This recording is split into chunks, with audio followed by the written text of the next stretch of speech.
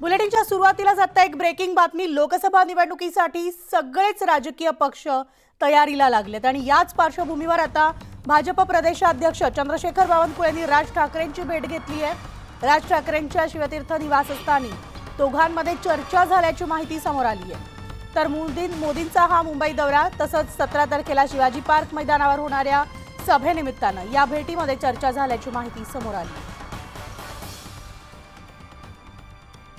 आणि याविषयीचे अपडेट्स आपण जाणून घेऊयात। आमचे प्रतिनिधी विशाल पाटील आपल्या सोबत आहेत। थेट विशालकडे जाऊयात। विशाल, राज ठाकरे आणि चंद्रशेखर बावनकुळे यांची जी भेट झाली आहे या भेटीमागचं एकच कारण आहे, ते म्हणजे लोकसभा निवडणुकांच्या पार्श्वभूमीवर मुंबईतली राज ठाकरेंची या सभेमध्ये येणारी उपस्थिती, या सगळ्या विषयावर चर्चा झाली आहे। नेमके काय सगळे मुद्दे चर्चिले गेले? मनाली, मनसेअध्यक्ष राज ठाकरे यांची भेट घेण्यासाठी भाजप प्रदेशाध्यक्ष चंद्रशेखर बावनकुळे हे राज ठाकरे यांच्या निवासस्थानी आलेले आहेत। शिवतीर्थ या ठिकाणी ते आलेले आहेत। जवळपास आता पाऊण तास होत आला त्यांची भेट होते। खरं तर आपण पाहायला गेलं लोकसभेचा आता 5वा टप्पा जो आहे याच्यामध्ये मुंबईतील लोकसभा मतदारसंघ आहेत आणि याच अनुषंगानं मनसेची जी मतं आहेत ही निर्णायक मतं असणार आहेत। त्याच अनुषंगानं ही भेट जी आहे ही अधिक महत्त्वाची मानली जाते। आज पंतप्रधान नरेंद्र मोदी हे मुंबईत रोड शो करतायत, त्या अनुषंगानं सुद्धा ही भेट जी आहे ही अधिक महत्त्वाची मानली जाते आणि 17 तारखेला महायुतीची मोठी सभा जी आहे ही छत्रपती शिवाजी पार्क मैदानावरती होते। या सभेला स्वतः मनसेअध्यक्ष राज ठाकरे हे उपस्थित राहणार आहेत। त्या अनुषंगाने ह्या भेटीचं महत्त्व जे आहे हे अधिक वाढलेलं आहे आणि त्या अनुषंगाने जर पाहायला गेलं तर आज चंद्रशेखर बावनकुळे हे मनसेअध्यक्ष राज ठाकरेंची जी भेट घेण्यासाठी आलेले आहेत याच्यामध्ये प्रामुख्यानं मनसेची जी मुंबईतील मतं आहेत ही सर्वाधिक मतं आहेत। आपल्याला माहिती आहे 2009ची निवडणूक असेल किंवा 2014ची लोकसभा निवडणूक असेल, यामध्ये मनसेच्या उमेदवारांना जवळपास लाखापेक्षा अधिक मतं ही पडली होती आणि हीच मतं येणाऱ्या आताच्या लोकसभा निवडणुकीत अधिक निर्णायक ठरू शकतात।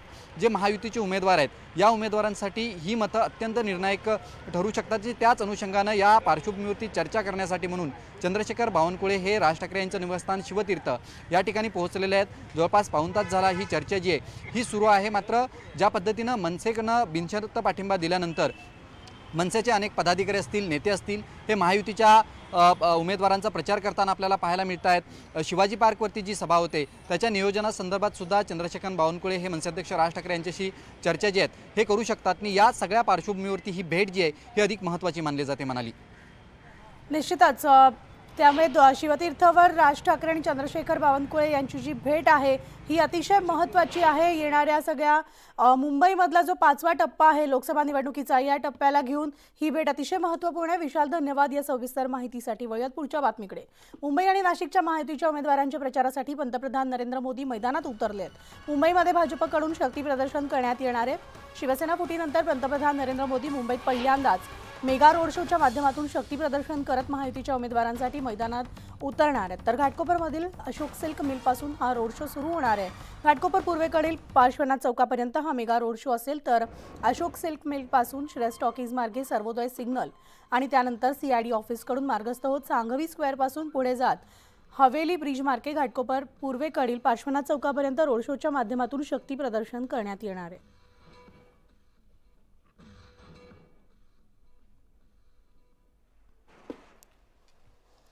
आणि याविषयीचे अपडेट्स आपण जाणून घेऊयात। आमचे प्रतिनिधी तुषार उपनवार आपल्यासोबत आहेत। थेट तुषारकडे जाणार आहोत। तुषार, आज पंतप्रधान नरेंद्र मोदी यांचा मुंबईमधला संपूर्ण राजकारणातल्या फुटीनंतरचा पहिला रोड शो होतोय, त्यामुळे या रोड शोकडे अधिक नजरा लागलेल्या आहेत। संपूर्ण राज्याचं लक्ष आहे आणि शिवाय घाटकोपरमध्ये महायुतीकडून जोरदार शक्ती प्रदर्शन पाहायला मिळणार आहे। काय सध्याचे तिथे सगळं वातावरण? मनाली, आपण जर पाहिलं असेल तर महाराष्ट्रातला सर्वात पहिला रोड शो पंतप्रधान नरेंद्र मोदींचा आपल्याला मुंबईमध्ये होताना पाहायला मिळतोय। लोकसभा निवडणुकीच्या 5वा टप्पा हा सर्वात निर्णायक आणि महत्त्वपूर्ण असा टप्पा आहे। यामुळे स्वतः नरेंद्र मोदी आपल्याला दिंडोरी आणि कल्याणची सभा आटपून आपल्याला सायंकाळी मुंबईमध्ये रोड शो करताना पाहायला मिळणार आहे। साधारणतः 2.5 किलोमीटरचा हा रोड शो आपल्याला घाटकोपरमध्ये पाहायला मिळणार आहेत आणि प्रामुख्याने ज्या भागामध्ये हा रोड शो होतोय त्या भागातले महायुतीचे या ठिकाणी उमेदवार मिहिर कोटे जे आपल्यासोबत संवाद साधण्यासाठी आहेत।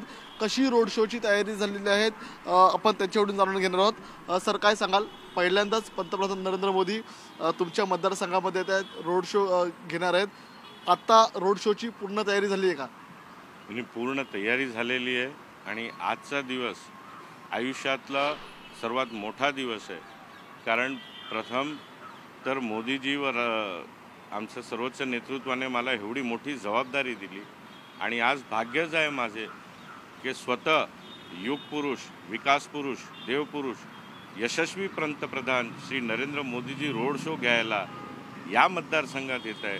यापेक्षा जास्त मी आयुष्यात काय मागू शकतो? सर, प्रामुख्याने या जनतेमध्ये काय भावना आहे? नागरिक रोड शोला साधारणतः किती वाजता बाहेर पडणार आहे? कारण की आता दुपारचं ऊन आहे, या उन्हामध्ये नागरिकांनी बाहेर जाणं तितकंसं योग्य नाही आहे. त्यामुळे नागरिकांची गर्दी आपल्याला रोड शोच्या दरम्यान किती वाजता पाहायला मिळणार आहे? हे बघा, नागरिक देशाचे विकास पुरुषला भेटण्यासाठी खूपच उत्सुक आहे. प्रचंड प्रतिसाद आहे, ऊर्जा आहे, पूर्ण वातावरण चार्जडअप झालेलं आहे आणि भूतो न भविष्यती अशी गर्दी तुम्हाला आज घाटकोपरमध्ये दिसेल. खूप मोठी गर्दी घाटकोपरमध्ये दिसेल असं तुमचं म्हणणं आहे.